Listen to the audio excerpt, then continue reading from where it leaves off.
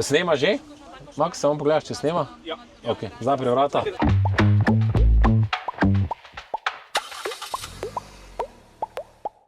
Lepo pozdravljeni v podcastu Po desnem pasu. Danes je z mano kandidatka, predsednica seniorjev, tudi državna sekretarka na Ministrstvu za šolstvo. Nekoč. Mojca Škrinjar, lep pozdrav. Pozdravljen. Zdaj jaz mislim, da sem kar začel neko temo, od medgeneracije do šole, in jaz mislim, da ste vi prava sogovornica. V šoli imamo trenutno ogromno problemov.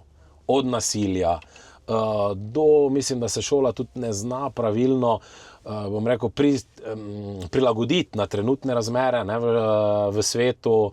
Potem, da o domovinski vzgoji sploh ne govorimo, ker mislim, da je v šoli sploh ni. Da ne govorimo tudi o participaciji mladih na volitvah, ker mislim, da šola nič ne nauči, kako poteka naš volilni sistem, koliko poslancev se voli. Mi lahko mogoče z prve roke tudi mogoče zgodovino malo opišete, zakaj se to ni nič naredilo. Ja, šolski sistem je izrazito socialističen, centralističen, s preveč podatki in prav nič se ne zgodi. Namreč zgodilo bi se lahko, če bi pustili več avtonomije šolam, učiteljem. Glejte, danes vsak tretji prevoz v San Franciscu upravijo avtonomni avtomobili. Robotizacija, digitalizacija, umetna inteligenca so na revolucionarni poti. To bo nova revolucija, veliko večja, kot so bile doslej. Ampak šola se temu ne prilagaja, popolnoma nič. Če imate vi umetno inteligenco, ta ve odgovore na vse. Ne potrebujete več tega, da se boste učili kaj, kje, kdo, kaj, ampak morate znati postavljati vprašanja. Šola bi morala naučiti učence in dijake postavljati vprašanja. Postaviš pa vprašanje lahko samo takrat, kadar znaš opaziti problem. Če ne opaziš problema, nimaš vprašanj. In kritično razmišljanje je tisto, kar bi moralo biti danes v šoli, pa tega ni. Množica ciljev, množica standardov v učnih načrtih. Klešč je oklestila učitelje, je oklestila cele šole, ravnatelje in premikajo se od pike do vejice, namesto da bi dali čas in možnost razmišljanju. To je problem današnje šole. Najhujši je pa tudi še problem nasilja, ni reda v šoli. Ob najbolj progresivnih pedagoških metodah, ki bi jih morali imeti, bi potrebovali najbolj konzervativno vzgojo. To pa pomeni vzgojo za vrednote. Ena izmed teh je tudi domovinska vzgoja. Mi smo v času dr. Zvera umestili v učni načrt domovinsko vzgojo. Ampak kaj, če ti ta učni načrt pa te stvari ležijo v predalu? Kaj, če ti vzgojni načrt, ki smo ga tudi umestili v zakonodajo, leži v predalu? Potem, če tega ne živiš, potem seveda imaš to, kar imaš. Danes je v šoli stanje neznosno. In o tem govorijo tako tisti, ki se šolajo, kot tisti, ki poučujejo. Učiteljem je težko. To poslušam vsak dan. Ravnateljem težko. To poslušam vsak dan. To je pač stanje v šolstvu danes.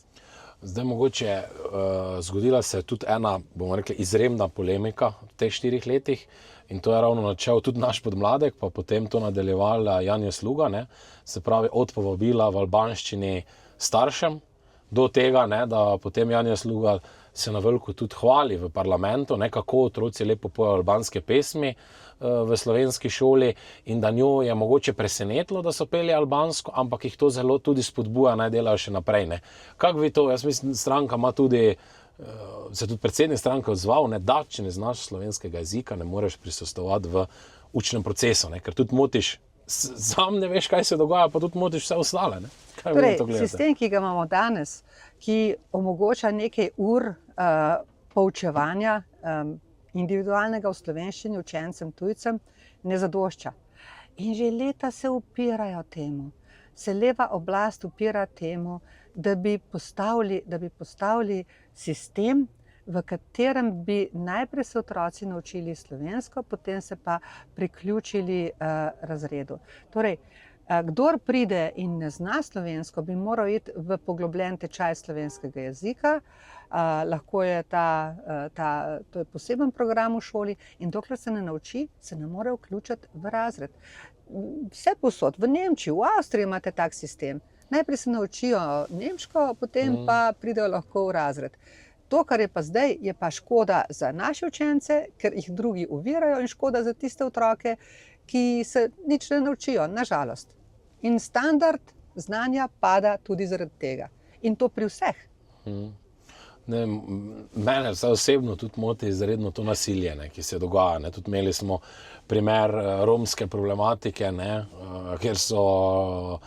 kjer je bilo več napadov na učence, ne, ampak ni to samo manjšinsko. Ne. Problem je tudi takrat, ker se mi zdi, da učitelji nimajo vzvodov, kako sploh odreagirati v takih primerih. Ne. Pa če povem primer čisto iz osnovne šole, mislim ena od mariborskih, zdaj točno ne vem katera, ne, kjer ena od punc je bila deležna non-stop nekega nasilja, badanja, motenje pouka, ne, in starš gre prvo do učitelja, reče, glejte, motijo jo, potem učitelj reče, ja, to se dogaja izven pouka, med odmorom, jaz ne morem nič. Gre do ravnatelja, ne, svet reče, ja, mi ne moremo tu nič. In starša se po domače zmeša, ne, pride v šolo, fanta zagrabi, ga vrže po stopnicah, ne, v bistvu naredi red, jaz pravim, tudi je šlo predaleč, ne. Ampak kaj je staršu ostalo? Vse je naredil, kar je lahko. Je šel do učitelja, šel do ravnatelja, punča se mu doma joče, da bo se izpisala iz šole, zato ker noče več hoditi.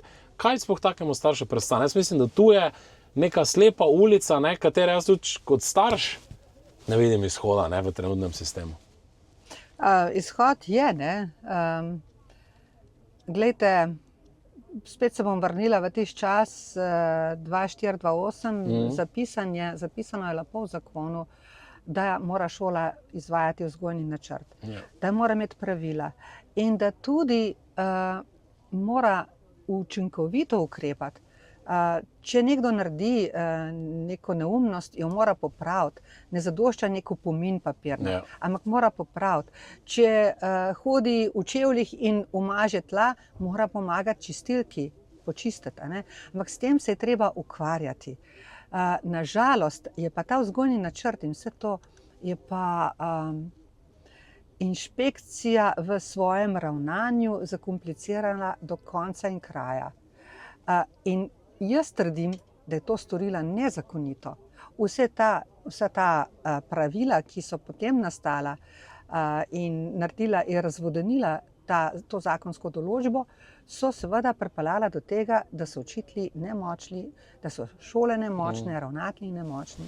In starš, čeprav ne odobravam tega dejanja, razumem ga pa, da je izgubil živce. Ne? Ja, ne, jaz rečem, sigurno ne odobravam, ampak kaj potem ne? Vsekakor je treba spremeniti vlogo inšpekcije, vsekakor je treba zakon spoštovati in ga tudi izvajati, pa tudi nadzorovati kakovost.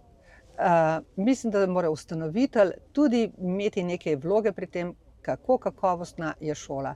Absolutno je nemogoče pustiti stanje, kakršno je zdaj, ker je nemogoče za učence, za dijake in za starše. Jaz mislim, da smo kar dobro zdaj ste načeli par tem, ne? Zdaj pa, da se še malo vrnemo tudi, kjer kandidirate, v Ljubljani. Ne? Zdaj šerif Zoran Janković, ne, v bistvu že kar dolgo šerifuje, ali kako se naj reče, ne? Ampak mislim, da Ljubljana z vsakim letom postaja krepko slabša. Ne?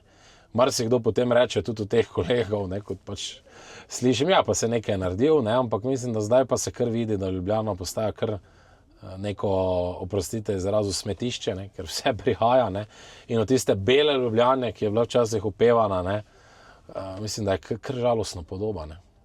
Glejte, pripeljali ste se v Ljubljano, ko ste se vozili po ljubljanskih ulicah, ste lahko opazili, da so cestišča sama jama, večinoma. Nekaj cest je bilo zgrajenih, to je zelo malo, ampak večina so pa ceste v zelo slabem stanju. Ljubljana je poleg tega zasmetena, polna grafitov. Poleti se ne kosi, pozimi se ne pluži. Skratka, jaz ne pomnim, kolikor že let živim v Ljubljani in sem rojena Ljubljančanka, ne pomnim, da bi bila Ljubljana tako umazana in zanemarjena, kot je sedaj. In nič ne pomaga. Tudi če protestiramo, tudi če naši svetniki v mestnem svetu ali pa v četrtnem svetu protestirajo proti temu, nič se ne spremeni, popolnoma nič. Imamo sicer nekaj novih hotelov, imamo dve novi stolpnici ali 4, vendar je to premalo. Tega je mnogo premalo. Da bi lahko rekli, da je Ljubljana udobno mesto. Poleg tega obstaja tudi nevarnost. Mi smo dobili eno novo no-go cono, ne? To je Metelkova. Metelkova, ja. To je varnostno tvegano območje. In to sem opazovala tudi, ko sem bila državna sekretarka dol iz okna. To je bilo nemogoče. V resnici se človek boji skozi čez to območje, ne. Mislim, da je Ljubljana postala dokaj nevarno, dokaj neudobno, nečisto mesto. Poleg tega pa imamo Plečnikov stadion, ki je UNESCO-va dediščina in propada leta in leta. Tripartitna pogodba, to je Janković, Olimpijski komite pa Pečečnik, se podaljšuje vsake 2 leti, stadion pa propada. To je problem. Ne, mislim, da se kar tudi pri varnosti, ne, tu, ko podijo predvsem študentke, ne, večkrat, da Ljubljana ni več varna po noči. Ne. In to je žalostno, ne, da pa tudi ogromno vidimo droge, igl, ne, mislim, to za glavno mesto bi mogli nekaj tu spremeniti. Ne. Sigurno, samo če se sprehodiš po določenih delih mesta, že zavohaš travo na vsakem vogalu. Jaz mislim, da to ni normalno, ker tam, kjer je trava, običajno kasneje tudi postanejo trše droge. In mislim, da je Ljubljana drugo mesto v Evropi, takoj za Amsterdamom, ki ima največ usedlin drog v odplakah. Nažalost, nismo več tisto, kar smo nekoč bili bela Ljubljana. Zdaj pa, če se še presedlamo na drugo temo, ne, to pa predvsem zdravstvo in dolgotrajna oskrba. Ja. Zdaj ste predsednica seniorjev, jaz verjamem, da je kar nekaj pritožb tudi znotraj, da in tako zdravstveni sistem je pogorel na celi črti, ne, pod to vlado, tako pa tudi dolgotrajna oskrba. Ne. Se ne izvaja, ljudje sploh ne vedo, kako se kaj prijaviti. Ne. Mislim, da je tu birokratsko popolnoma zastarela stvar, po drugi strani pa neko bom tako omenil enega starejšega gospoda, ki smo enkrat rekel, zakaj se reče dolgotrajna oskrba? Kaj zato, ker tako dolgo traja to vse skupaj? Ali čem je problem tega? Zakaj se to tako reče? Jaz rekel, mislim, da bo kar to držalo. Ne? Ja, to je tragikomično pravzaprav, ne. Glejte, pride čas, ko človek ne zmore več skrbeti sam zase v polni meri. Kljub temu pa si želi biti doma, dokler je le možno. In to je možno izvajati. Zakon, ki je bil sprejet v mandatu 2020-2022, je urejal te stvari. Torej, lahko si dobil pomoč vsevrstno, to je nego, storitev dostave hrane ali pa druga opravila, prevozi, lahko si dobil kot storitev na domu to. In tako je tudi pravilno. Lahko pa človek tudi izbere bivanje v domu starejših. Ampak, kaj se dogaja? Danes kadra v domu starejših ni. Zato vi ne morete dobiti postelje za svoje starše, dedka, babico, onemogle, ker preprosto jih ne morejo tam oskrbeti. To je problem. In nesposobnost organizacije je pač čisto vidna pri tej vladi. Da pa ne govorimo o zdravstvu, 30 dni do specialista. Jaz sem v 30 dneh, veste, kaj se meni zgodilo v 30 dneh? V 30 dneh sem izgubila zobozdravnika in ginekologa. To je bilo 30 dni. In kam ne zdaj grem? Če grem na pregled, je najmanj 150 evrov. Samo pregled. Poglejte, danes ljudje, ki nimajo denarja, da bi si to plačali, lahko samo čakajo na smrt. In zato je bil tudi zakon o evtanaziji sprejet in seveda zavrnjen na referendumu. Ker preprosto hočejo se starih ljudi znebiti. To ni fair. Ti ljudje so postavili to državo. Ti ljudje so naredili to blagostanje. Ti ljudje bodo naredili vse za svoje otroke. Jaz mislim, da morajo otroci tudi poskrbeti na nek način za njih, kolikor le morajo. Ne? Ja, ne, mislim, da tudi odnos te vlade do starejših, tudi nastope Roberta Goloba jasno pokažejo, kam se skupaj gre. Ne. Plus tega je žalostno, ne vem, če se spomnite, gospod Loredan, bivši minister, je prišel kot nek rešitelj javnega zdravstva, potem pa se je ravno on mogel upravičevati Zoranu Jankoviću za nastalo situacijo takrat. Mislim, da je prav tisto bilo ponižno, tudi do zdravstvenega osebja, da vse, kaj lahko narediš, na koncu se nekaj trudiš. Jaz verjamem, da se marsikateri zdravnik v Sloveniji trudi, pa k koncu pa pride nek Jaša Jenull, nek Zoran Janković, ki pa te vidi kot nekega sovražnika, ti pravi, kako zdravniki niso v redu, kako ne smejo delati, v bistvu. In ta napad na zdravnike v tem mandatu se meni zdi absurden. Ja, seveda, poglejte, spet smo v tistem socialističnem konceptu, ko je samo ena stvar prav in samo državno v redu. V resnici mene popolnoma nič ne zanima, kdo me bo obravnaval, ali zasebni zdravnik ali javni zdravnik. Jaz želim samo, da mi pomaga. In jaz mislim, da bi bilo prav, da se javna mreža, da se pojem javne mreže enkrat za vselej spremeni in definira na tak način, da je javna mreža sestavljena iz vseh tistih, ki imajo licenco opravljati zdravniški poklic. Pa ne bojo to državni zdravniki, koncesionarji ali pa zasebniki. Čisto vseeno je. Denar pa gre, zavarovalnica pa plača tisto storitev tam, kjer je pacient bil obravnavan. In je zadeva popolnoma enostavna. Če pa potem postavite še sistem več zavarovalnic, ki si konkurirajo, takrat pa potem lahko pač pridete do najnižje cene. In storitev bo opravljena.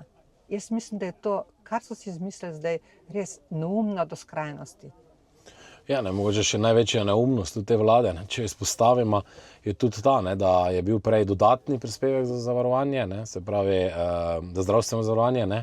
Oni so rekli, da bo to ukinili, res so ga, ampak so dali kot obvezno. Mislim, da Lejte, to je... Vse, kar rečejo, je laž. Laž je to, da bodo omogočili obvezno zavarovanje na način, ki ga potem niso naredili. Preprosto so priključili dodatno zavarovanje. Storitev ostaja enaka, oziroma plačilo ostaja enako kot prej, obvezno plus dodatno, storitev je pa v bistvu slabša, ker je nimamo. Laž je vse, kar se lotijo. Zlagali so se in rekli, da so dali zastonj prehrano. Najprej v šole. Najprej so ta zakon povozili, ga niso dopustili, potem so ga pa sami sprejeli in pripisali zaslugo sebi. Kakor tudi pripisujejo zaslugo za vsa stanovanja za mlade, ki danes rastejo, ampak rastejo po zaslugi Janševe vlade. In hkrati naj se zdaj še obrnem žalostjo na to dejstvo, da je bilo v tem času, v mandatu 2020-2022, je bil sprejet načrt, prostorski načrt, v katerem je bilo v Ljubljani načrtovanih izjemno veliko novih gradenj, od strojne fakultete do prenove UKC-ja. Nič od tega niso oni izpeljali. Oziroma so vse zaustavili. Jaz mislim, da je ta vlada najslabša v Evropi od vseh vlad, ki jih je karkoli bilo. Zdaj mogoče, če še dotaknemo, ker vidim, da je zunaj kar pestro, da ste pripeljali do sledi. Jaz verjamem, da se bo Ljubljana vstala. Jaz kot Mariborčan pa verjamem, da cela Slovenija tudi čaka Ljubljano, da se nekaj spremeni, in jaz prvič verjamem, da je to tudi v Ljubljani mogoče. Ker se zdi, da koliko napak, ta gužva od cest, tako so že sami rekli, mislim, da je treba Ljubljano prebuditi, in tudi Ljubljančani povejo, čakajte malo, vi boste mesto zadušili. Glejte, Ljubljana je drugačna, kot je vsa ostala Slovenija. Tukaj se križa veliko kultur, tukaj se križa veliko načinov življenja in tempo je zelo hud. In ljudje si želijo vendarle malce nazaj tistega človeškega odnosa. Namreč ravno ta človeški odnos je valuta prihodnosti. V robotizaciji, v digitalizaciji, ki nas čaka in nas bo slej ko prej doletela, je ravno odnos tisti, ki ga moramo imeti eden do drugega. In tudi urbanizem in tudi postavljanje pravil v nekem mestu omogoča, da se ljudje lahko srečujejo, da si pomagajo in da živijo bolj polno življenje. Ljubljana bi bila lahko tako lepa in jaz sem prepričana, da je to možno, da si tega želi vedno več ljudi. Ja, jaz tudi to verjamem. No. Pa tudi mislim, da je vzdušje tako, ne, da se res vsi želijo in predvsem, da je to slovensko mesto, ne, da ni trobačev, ne, kot pravi Zoran Janković, da smo ponosni na svojo kulturo in da, ker jo imamo. Ne. Ja. Ne, Ljubljana ima kulturo, ima zgodovino, jaz mislim, da to moramo negovati. Ne. Res, beseda kultura je izgubila pomen. Pri tej vladi kultura je postala nekultura, medtem ko imamo toliko pesnikov, pisateljev, glasbenikov, na katere smo lahko ponosni, slikarjev. In namesto, da bi naredili tule v Šiški alejo umetnosti, imamo alejo grafitov in smeti, nažalost. In jaz si želim, da to izboljšamo. To je možno. Vse možnosti imamo. Pa tu danes zaključimo, najmen pogovor, vse je možno in možno je, da Ljubljana postane desna. Ja. Želim vam ogromno sreče pri kandidaturi in verjamem, da se vidimo v parlamentu. Ne? Ja.